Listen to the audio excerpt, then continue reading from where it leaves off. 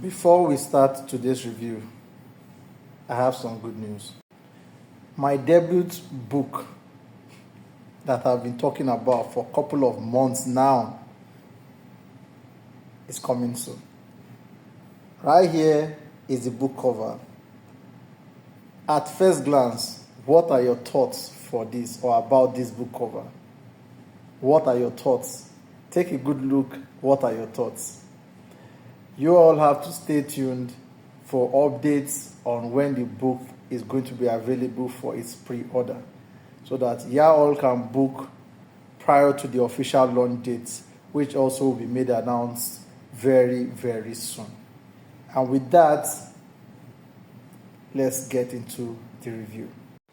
This is one hell of a season. I've gotten so much spamming, so much requests. BDEX, check out this movie. Real Zone, check out this movie. Check out this season and give us your review. And now the review. I started it, like a regular seasonal movie. And quite easily, we got to understand that it's actually a horror-based seasonal movie. Now, that's not even an issue. But let's even go a little bit into details.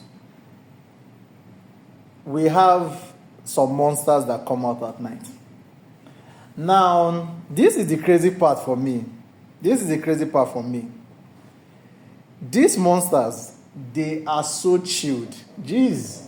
They are so chilled that they smile when coming to hurt you. They don't run. Point to note, they do not run. They are so chilled.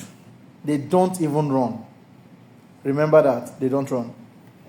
And they come out once it's dusk. Well, like dusk till dawn. They come out from dusk and they're out by dawn. And we have these guys here.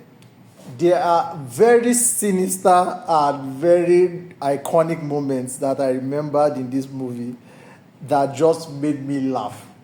And that was the time that the couple in the RV encountered the tree and decided to make a U-turn. They did a U-turn and tried making their way around. And they came through this city or this town and they drove past the first time. They drove past the second time. Meanwhile, there was actually a burial going on. And they drove past the second time and they stopped. And while they were driving, the sheriff, which happens to be this guy up here, is having a discussion with his deputy. And they're having a discussion like, should we tell them now? The guy said, nah, just chill. Let them make a couple of, loops first. Then maybe they will get to know what's happening. Like, it's so insane. Once you see the tree, you are already locked in. It's almost like, shout out to anime fans, it's almost like Naruto, where you have the Uchiha clan, and some of them have the power of what they call the Genjutsu. So once you are in a Genjutsu, just forget it, you're already locked into a Genjutsu. So that tree is almost like the trigger of the Genjutsu. Immediately you see the tree, you're already locked in. You're already lost. You're already in the town. Immediately you see the tree. How it happens up till now, I don't know. And believe you me, I've watched up to season 2 and I'm closing season 3 very soon. And I finished season 2 within a couple of hours. It's insane, this work we chose to do. I finished season 2 and yet no much clarity on what is going on. Now, people are spawning all around the United States and they are all aggregating in this town. So we have this guy, Victor, in the town, and he's the oldest that has been there. And I think Victor has a lot to tell us, but he's not talking yet. Because I think he doesn't. This is me. I think Victor doesn't want these people to leave the town. I feel he might have a way of them escaping, but this town is actually his home. In quote, it's actually his home. So I doubt if he has any plans to leave the town. I really doubt if he has any plans to leave the town, or if he has any plans of allowing anybody to officially locate how to leave the town. He can keep them safe, but not leaving the town. That I don't know. This is just speculations for now. The movie just goes on and on. I don't want to touch too much because it's very interesting, but the theme is simple, that you have people who get lost and they are trapped in a particular town and they can't leave that town.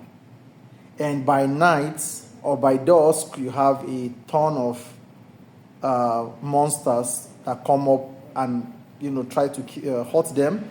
And by daytime or by dawn, the monsters are gone. It's as simple as that. Going into the details, I don't want to go into detail. Maybe we'll just speak. Then I have it. Why is it that, like at a point, I observed the movie to a point and I was like, one of the simple rules in this movie is to keep the door closed. And apparently, so some people just are not yet having it in their heads that once they enter a door, they should lock the door behind them. But that is it anyway. Now let's go to the season 2. For season 2, we are seeing an upgrade in what is going on. And again, sorry to break it out. This is a type of season that you don't see so much of actions or horror. It's more about storytelling, the chaos that happens in this newfound community, the family clashes, those stuff is what you are going to really see here. So if you are in for drama, this is drama plus horror. This is actually drama plus horror. So it's a two-packed, seasonal movie, and also mystery. To an extent, it has some mystery, but basically a ton, 70% drama, 20% horror, then possibly 10% whatever. Now, like I said, we are seeing a new type of issue popping up, that whatever has been messy, the monsters we are talking about now, it's almost somewhat so that they are evolved in a way that they can now mess with your mind by just you dreaming. But that actually ended in season 2, the end of season 2, by some weird way. And now the height of it all is just like the wife of the guy in the RV asked or wrote on the wall, "Are we even alive? Did we even survive the crash?" That was what she wrote. And now, what is ending season 2 is us seeing the woman waking up in a real hospital, not in the town.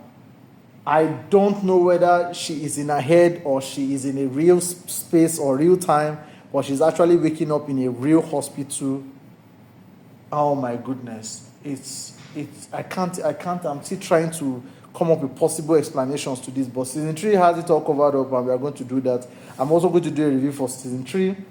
So stay tuned and enjoy yourself. It's a very beautiful, 40 minutes runtime per episode, which is just so beautiful. 10 episodes per season.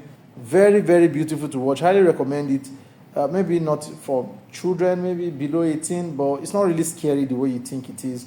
It has its horror theme to it, but not as scary as you think. So this is a very beautiful one. I really enjoyed it, and like I said, highly recommend all of you to watch and binge on it till the end of the season to see how far they go, and if possible they can escape from this cursed town. And with that, we are done. But don't forget, we still have our book just around the corner. Stay in touch on all platforms, Instagram, Facebook, and also TikTok, YouTube also, to get information and updates on the launch dates of the book. And yeah, speaking of the book and how it relates to From, I've always questioned it. It's somewhat what we are doing on Earth here. We're just here trying to figure it out. Where do we come from? Or not even where we come from, but how do we get out of here? What happens when we're out of here? Is there a way out and all of that? Those philosophical questions is happening to us in real time also. We have a seasonal movie now From that is trying to depict it. Very beautiful. I think it all aligns. But like I said, keep in touch. Stay tuned to all platforms so that I can get updates on the book. And with that, we move to the next review.